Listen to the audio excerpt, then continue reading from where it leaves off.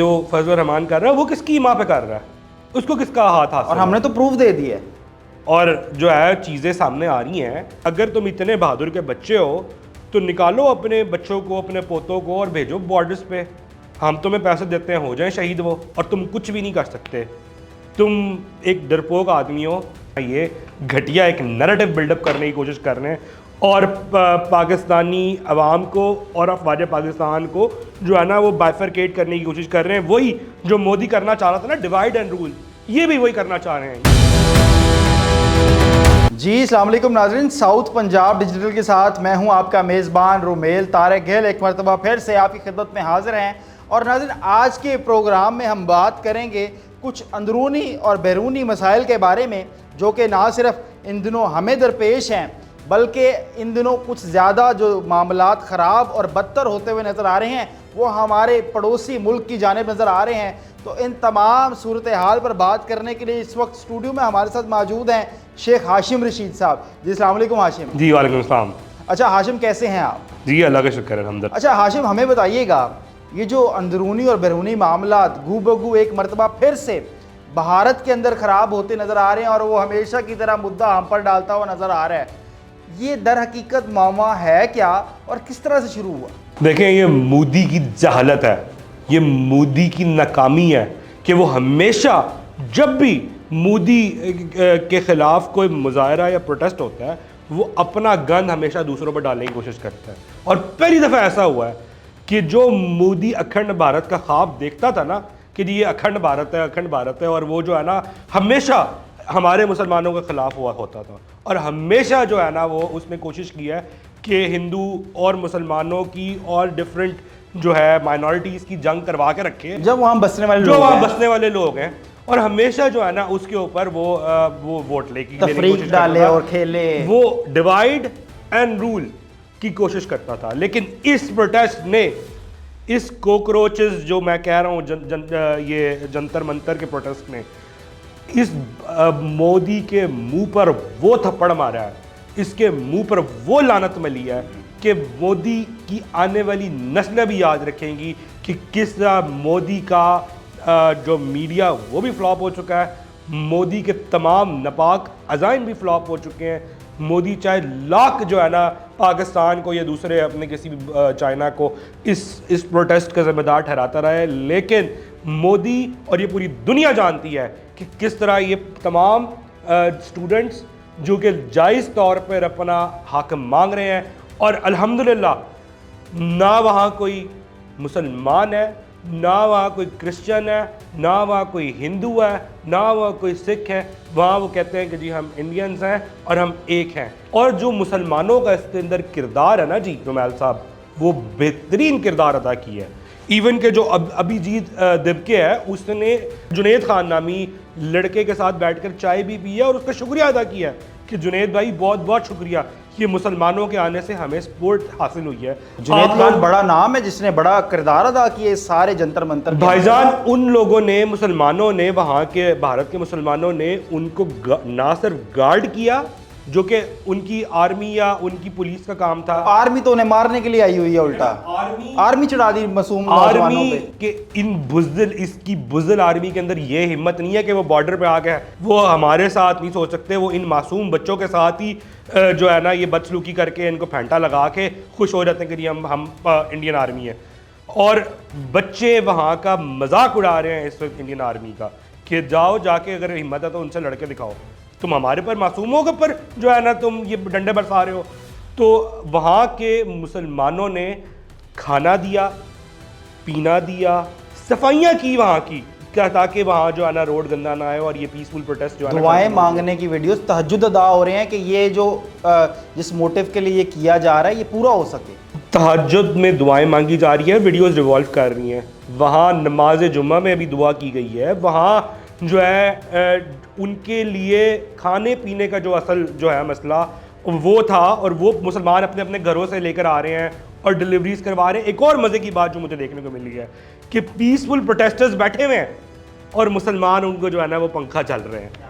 ये है जो है हमारा इस्लाम और ये है हमारा जो है ना ईमान। मेरा ख्याल है कि मैं मोदी को विद इन फ्यू मंथ्स जाता देख रहा हूँ, क्योंकि ये जिस तरह आग पकड़ चुकी है, ये सिर्फ दिल्ली तक महदूद नहीं रहा रोमेल साहब, ये अब बिहार में, और जब बिहारी निकलता है ना बाहर तो फिर वहाँ का पंजाब का किसान भी बाहर आ गया है और उन्होंने आके स्टूडेंट्स की बड़ी हेल्प आउट की है। और जब जैसे ही वो इसका हिस्सा बने, जैसे मुसलमान हिस्सा बने, तो उन्होंने बड़ा किरदार अदा किया है। वैसे ही जब वहाँ का किसान शामिल हुआ इसमें, तो इस मूवमेंट को एक और ताकत मिल गई है। सर ना सिर्फ किसान बल्कि हमारे सिख भाई भी जो है ना वो तलवारें पकड़ कर बाहर आ गए और उन बच्चों की हिफाजत कर रहे हैं इस डरपोक फौजियों से और पुलिस से कि भाई तुम जो है ना आके हाथ तो लगा के दिखाओ इन बच्चों को।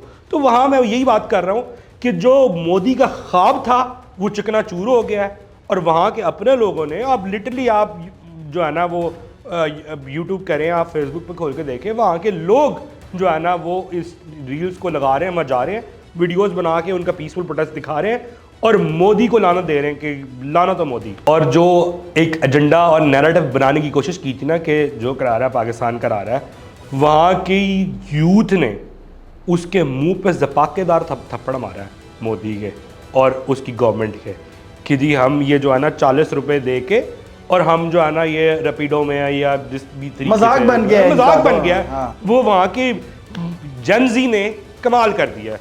चले, जहाँ एक तरफ मोदी के खिलाफ, वहाँ पर उसके अपने मुल्क में उसकी जो नौजवान नस्ल है वो खड़ी हो गई है और उसकी तमाम शख्सियत से आगाह भी हो चुकी है कि ये किस तरह का खुराफाती आदमी है। मगर दूसरी जानब अगर हम देखें तो हमारे अंदरूनी मामलात में भी कुछ लोग हैं जो डिस्टर्बेंस क्रिएट कर रहे हैं, और अब तो क्लियर कट हो गया कि वो मेरे ख्याल में मोदी सरकार के ही ईमा पे ये कर रहे हैं।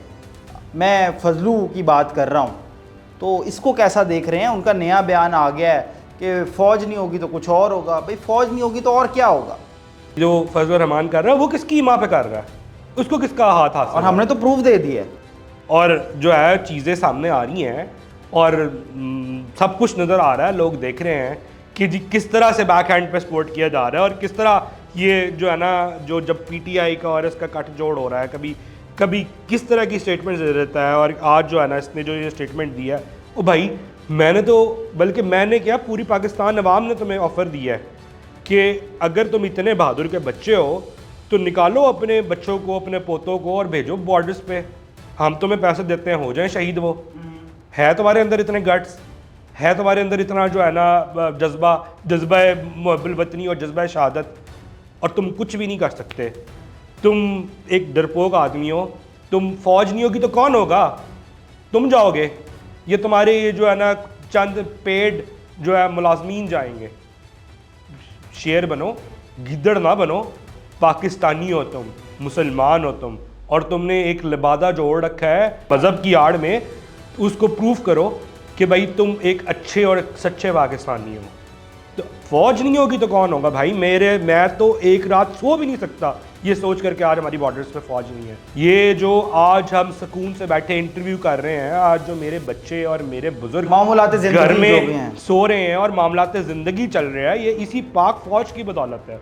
ये उन शहदा की बदौलत है जिन्होंने अपनी शहादतें, अपनी जान निछावर करके हमें जो है ना आज अल्हम्दुलिल्लाह आज़ाद फ़िज़ा में सांस लेने का मौका दिया हुआ। ये जिसके ऊपर फजूल तरह की जो गुफ्तगू कर रहे हैं और जो है ना ये घटिया एक नैरेटिव बिल्डअप करने की कोशिश कर रहे हैं और पाकिस्तानी अवाम को और अफवाज पाकिस्तान को जो है ना वो बाइफरकेट करने की कोशिश कर रहे हैं। वही जो मोदी करना चाह रहा था ना, डिवाइड एंड रूल, ये भी वही करना चाह रहे हैं। ये उसकी ईमा पे उसकी ईमा पे उसी सेम नैरेटिव को बिल्डअप करने की कोशिश कर रहे हैं, और वही फाशिज्म और वही जो है ना नार्सिज्म जो ये बिल्डअप करने की कोशिश कर रहे हैं पाकिस्तानी अवाम के अंदर। पाकिस्तानी अवाम ने इसको फेल कर दिया। जो ये डीजल साहब कह रहा है कि मैं GHQ का घेराव करूँगा और मैं वहाँ के बैठूँगा, किस चीज़ का घेराव करेगा भाई तू? किस लिए आएगा? क्या हमने 10 मई को मार्का हक में जो फतह हासिल की और हमने दुनिया को दिखाया कि पाकिस्तान कितना केपेबल और कितनी बहादुर अफवाज है, और इंडिया को मुंह की खानी पड़ी। जो इंडिया पाकिस्तान को तोड़ने की बात कर रहा था, आज इंडिया टूट चुका है। इस चीज़ के लिए तू जो है ना GHQ का घेराव करेगा, या इस चीज़ के लिए GHQ का घेराव करेगा कि पाकिस्तान ने जो अमेरिका और ईरान में जो पीस डील कराने की कोशिश की है, एक वर्ल्ड वॉर 3 रुकवाई है, या इस चीज़ के लिए घिराव करेगा कि पाकिस्तान अल्हम्दुलिल्लाह जिन अंधेरों में पाकिस्तान को झोंक दिया गया था, आज वही पाकिस्तान तरक्की कर रहा है, आज वही फ्लरिश कर रहा है, आज वही GDP उसकी इंक्रीज कर रही है, आज वही इतने बुरे हालात में पाकिस्तान जो है ना अल्हम्दुलिल्लाह आहिस्ता आहिस्ता आहिस्ता आहिस्ता राइजिंग स्टार बनता जा रहा है। तो इस चीज़ के लिए जलाओ घिराव करेगा। देखें, हम एक बाशऊर ज़ीरक लोग हैं, हम लोग पाकिस्तान के अल्हम्दुलिल्लाह बेहतर और बुरा और गलत सही को जानते हैं। हम पाकिस्तानी अफवाज के साथ, अपने शोहदा के साथ खड़े हुए हैं और हमेशा खड़े रहेंगे।